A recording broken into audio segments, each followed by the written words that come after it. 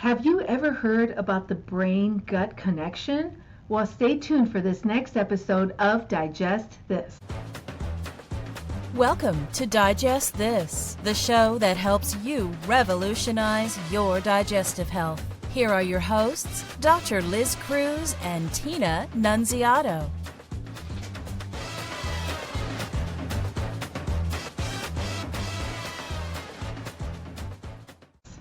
Hello, and welcome to Digest This. I'm Dr. Liz Cruz, and I've got Tina Nunziato sitting right here by my side. Thank you so much for joining us. If you are one of our regular listeners, we love you. We thank you for being on this journey with us. And if you're one of our first-time listeners, welcome, and please check out our library. We have over 500 episodes in there, as we've been podcasting for over 10 years. A lot of great information, and it's always pertinent. Let's jump right in. Today we have a very special guest, Dr. Brian Lamoureux. Dr. Lamoureux is a naturopathic physician who is in San Diego, California. His focus and expertise is in mental health, which I think is fascinating. The first time I spoke with him, I was very excited because there is a connection between our gut and the brain, and I think there's a lot of confusion about it. Some people don't even know that there is a connection, and I just thought it would be wonderful to have Dr. Lamoureux on our show so that he could enlighten us and share some of his wisdom and pearls. So Dr. Lamoureux, welcome to our show. Thank you so much for being here with us. Yeah, thanks for having me. I'm super excited to be chatting with you guys. This is awesome. Yes, so how did you, so as a naturopathic doctor, how did you get into the mental health niche, like specifically? How did that come up for you? Yeah, that was always something that I was interested in, and I think during my clinical education, kind of felt more and more interested in it, and I think we all are looking at the world around us and seeing that everybody is needing support with mental health for a variety of reasons, and like with a lot of health conditions, I think people have been seeing and hearing that like the rates of mental health diagnoses have seemed to be increasing every year. And so I wanted to play a role in giving people support, and it's like if you don't feel like you can exist in your own mind and operate in the world, that can throw other things off too. So that's yeah. So I think that the short answer to your question is I'm passionate about it. I got excited and wanted to work with patients in that arena. And are those the main patients you work with, like just patients with mental health, or do you also handle other issues as well with patients from a more natural standpoint? Yeah, so it was kind of a funny thing. I wanted to become an expert in all things, naturopathic medicine approaches to mental health, and I started learning that if I was going to do that, I had to have knowledge about a whole bunch of different things.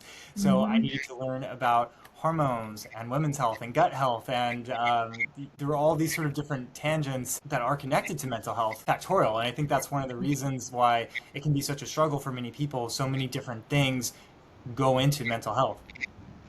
Absolutely. Very true. And so since mental health is your focus, do you though by chance at times see patients who are coming in who may have digestive issues, where there's that along the side of all them? The time.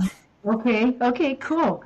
So I'm curious, like how do you manage them? How do you approach them? And what do you do? What do you recommend? Yeah, so kind of doing a bird's eye view, right? When we're thinking of the gut and the gut health and how that connects to the brain and mental health, the very first thing, it was like, what's our gut trying to do? First and foremost, absorb nutrients from what we're eating. And we need our digestion to be functioning well so that we can break down and digest and then absorb nutrients from our food to fuel our bodies in positive ways, and so that we can function. And it's quite easy for that process to get disrupted, as you know so well yourself. And when that happens, we start to see that we're not getting the nutrients that we need. So like nutrient levels can drop, and so many nutrients are critical for mental health.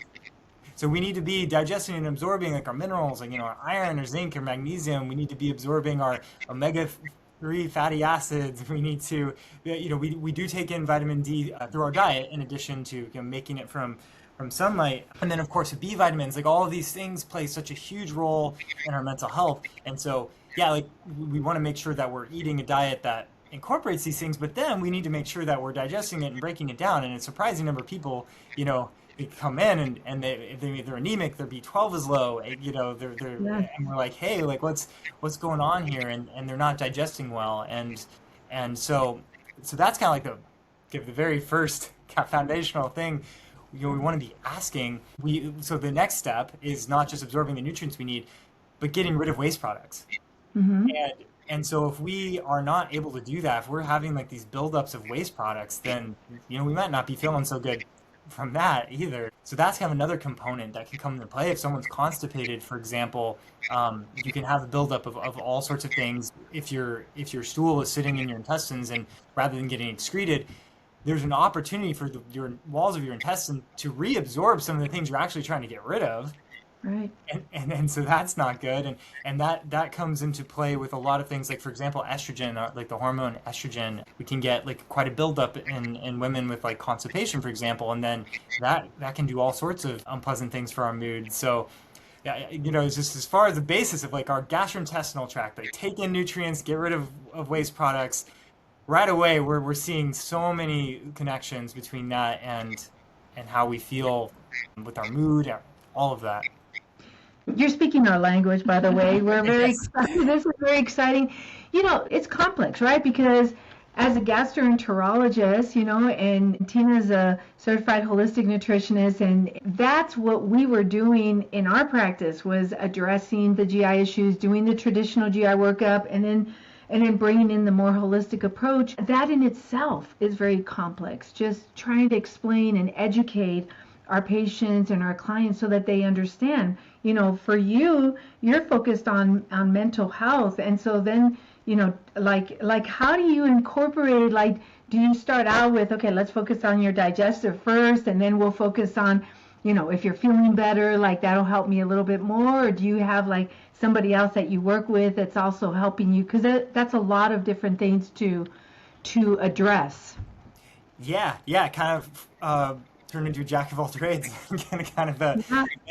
So I thought when I was a student and when I was kind of getting into all of this stuff, I thought I was going to be like, okay, like I'm going to focus on like the nervous system and kind of how to treat that, like that one part of our brain, because that was how I thought of things. Like, okay, like our brain, our nervous system, like that's kind of like the core thing. Begin to understand like the holistic aspect more as I went along, because it's not quite like that. It's sort of like people may not feel well, and then they sort of pick the thing that's bothering them most, and then they go to someone to work on that. But in reality, like they may have all these other things that are affecting. So I think the answer to your question is, during the intake, I really go into a lot of different directions to explore nutrition, gut health, hormones, like their inflammation, like the immune system, like all of these different things. And of course, there's also the whole psychological side of things, which, we won't get into, but that's, quite relevant too. And so yeah, basically for every single person who comes in, for example, like I'm experiencing these mental health symptoms. For every person, I want to know what's going on with their gut, and how can we go about addressing that. And so I start addressing that with people, and then sometimes it turns out that the person that came to see me really needs to be working with like a gastroenterologist instead, for example. It's like they come in, they're like, hey, like I've just been experiencing depression, and then maybe like it turns out that they had Crohn's disease or something, but may not have even known it yet. So sometimes I catch things in patients where I'm like, okay, we need some extra. That's actually a good question. I know a lot of people who go to naturopathic doctors, it's like something they really appreciate, is having the naturopathic option versus the traditional medicine. What percentage of the patients coming to you would you say have never been to see a GI before because they're more focused on the natural side and they don't want to do traditional medicine? Yeah, I think not too many, ultimately. I think it is nice, though, that when it comes to something like that, where I'm like, if I'm the one saying, like, hey, you need this drug or you need this surgery, like, they're not expecting that from me, and so sometimes they take it more seriously when I'm trying to get them the help they need. I think most people are ultimately more familiar with, the Western conventional kind of approach than they are with naturopathic medicine anyway, so again, a lot of people have had some kind of evaluation, but maybe they just didn't follow up, or maybe they didn't necessarily realize like the importance of, some of the things that like maybe their PCP or their gastro told them. And so sometimes me reiterating it kind of can help make things click when that's, what's going to help the most. Yeah. That's awesome. Yeah, there is a place for traditional medicine, right? Depending on what the person was diagnosed with, but trying to educate them, that's the part, is trying to say, look, it's okay to be on this medicine for this purpose, but and then we can work on this other stuff, from a more natural standpoint. So Absolutely. yeah. That's awesome. I'm just curious, like from in your field as a naturopathic physician, what do you use typically for treating patients who have, depression? I know, you focus on their gut and try to address those issues and get them nutrients, whatever they need, enzymes, probiotics, greens, whatever it is that they need. But what if they're still coming back and they're feeling depressed? At that point, what do you have in your armamentarium of treatments? Yeah. I'm just curious what you use. Yeah, so I'm always telling people, like, naturopathic doctors, we are not against things like drugs and surgery. We just try to kind of cover the bases first for like foundations and then things that people's bodies need. So, for example, if someone comes in and it's like, okay, like I'm experiencing depression, well, one of the first things I want to know, does this person have like a health condition that has not been diagnosed? Or that maybe got that missed. And so I see things all the time, like anemia, that the person just didn't know that they were anemic and they were feeling depressed and fatigued, and that makes sense. And then other things too, like thyroid is a huge one. So many people come to me and we test their thyroid and it's like, oh, you have a thyroid disorder, a thyroid condition, and like Hashimoto's thyroiditis, for example, and so then we're really kind of trying to focus on that, and sometimes people come in and there's stuff going on with their gut. Sometimes people have an infection of some kind that they picked up somewhere and just has been hanging out there, and we can talk more about that, but that can certainly affect mental health. Sometimes people have like long-standing like H. pylori infection or like some different parasites or things that they may have picked up along the way. And so the first thing I'm trying to do is like, does this person have any undiagnosed health conditions that need to be addressed? That's kind of like the first part. Along the way, I'm thinking, how do we optimize this person's like diet, their nutrition, their lifestyle?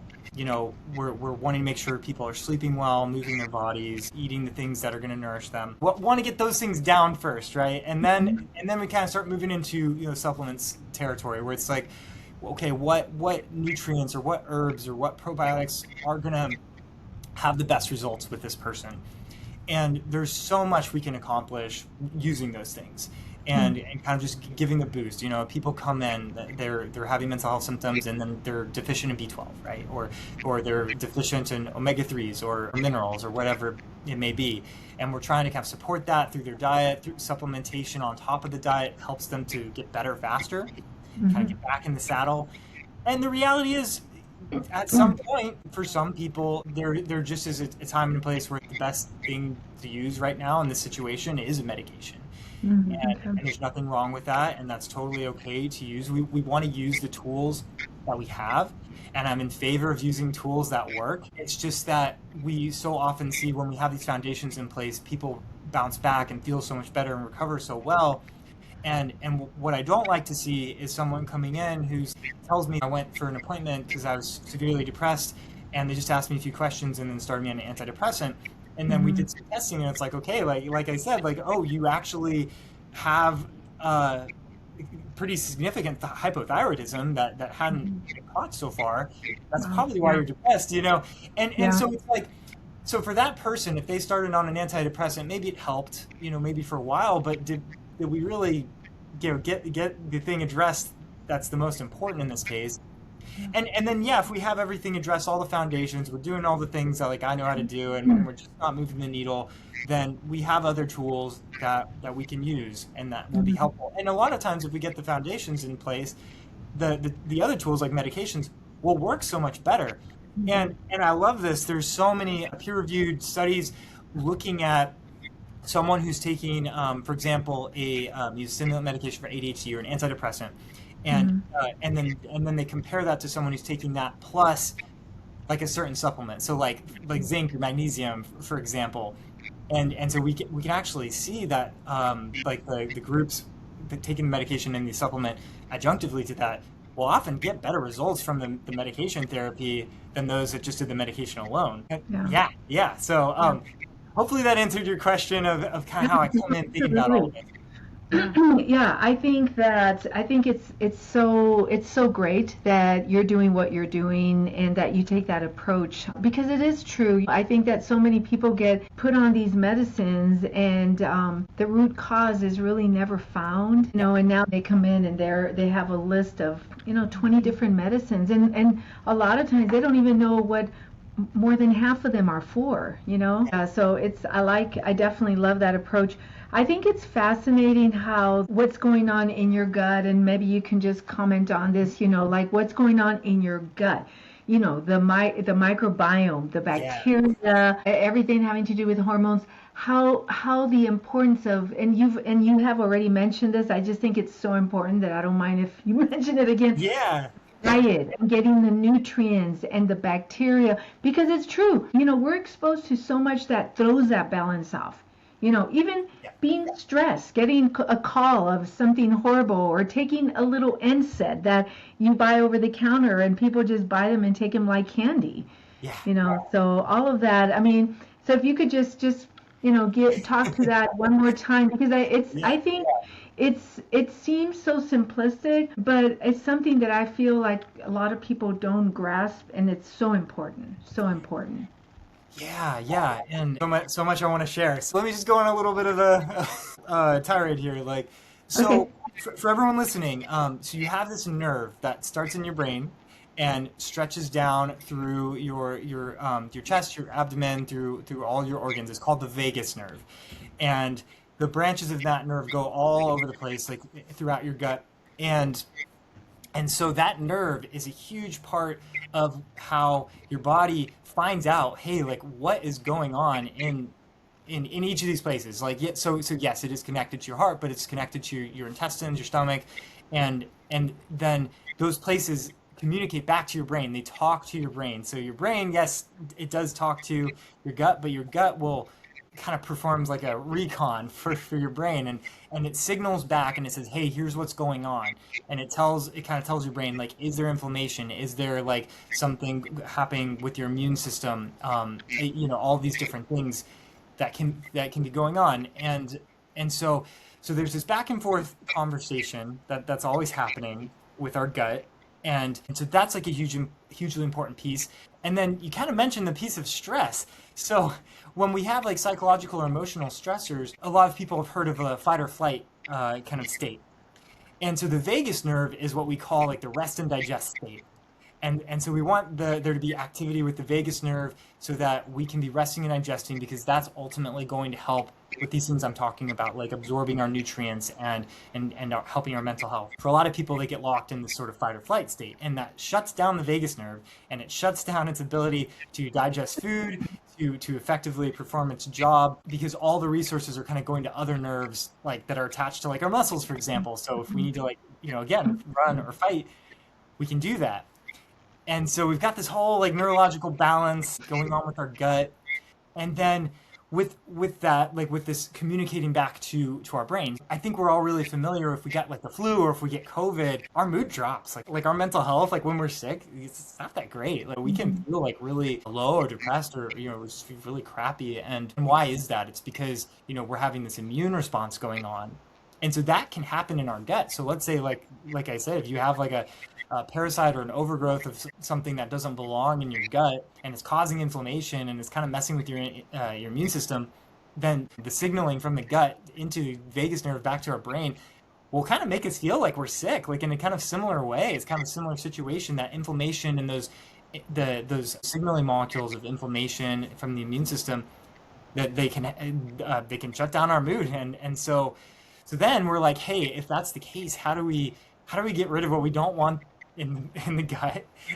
Because we have so many microbes in our gut, and they're doing all kinds of things. So they're helping digest our food, and they're also making neurotransmitters. So one thing that often gets talked about is the majority of the serotonin, which is a neurotransmitter that gets a lot of attention, is actually made in our gut and heavily associated with all these microbes. And so there's all this cool, fascinating stuff that's going on, and we want to make sure that if there's something that's not supposed to be in our gut that's causing inflammation, and we need to kind of try to get rid of it. If there is inflammation, we want to try to calm that down. And again, like, how do we do that? Managing stress, getting enough sleep, eating like a good diet that will help us. Yes, thanks for letting me just roll. Yeah. It's so great though. That was beautiful. That was beautiful. Thank you so much for saying that. Dr. Lemmer, thanks for letting me. Do you work with kids?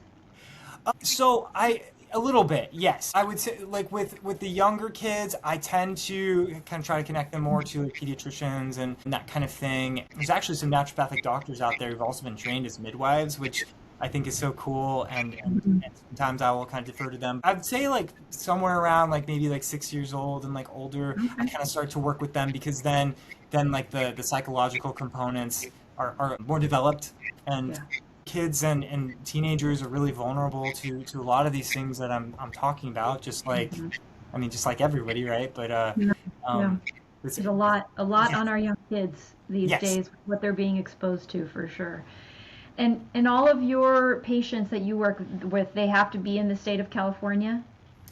Some exceptions to that I have on my website. The interesting thing is naturopathic doctors are recognized in like a little over half of the states. So it's kind of an interesting, we can do sometimes like wellness coaching kinds of things in certain areas. But when it comes to some other things that I have, like for example, if I'm going to like prescribe thyroid medication because we discovered that someone has hypothyroidism, that would be something that I would only be able to do in California. I can sometimes coach people on things that will be helpful for supplements in certain states. So yeah. Yeah, that's awesome. Thank you so much. Thank you so much. This has been us. Awesome. Yeah. Have really enjoyed talking with you. Your passion comes through, so thank you. It's really great to connect, and we really appreciate it. And if you have not connected with us, please connect. You could find us on our website, drlizcruz.com. Schedule a free 30-minute wellness consult. Sign up for our newsletter. And if you haven't rated us, please rate us and give us a 5. It'll help other people just like you to find us quickly and to be able to enjoy amazing episodes like the one we just had right now with Dr. Lamoureux. And if you haven't subscribed, please subscribe so that you never miss an episode. Thank you so much for joining us, Dr. Lamoureux. Thank you so much. It was wonderful having you on the show. Thank you for joining Dr. Liz Cruz and Tina Nunziato. To learn more about their revolutionary products and services, go online to www.drlizcruz.com.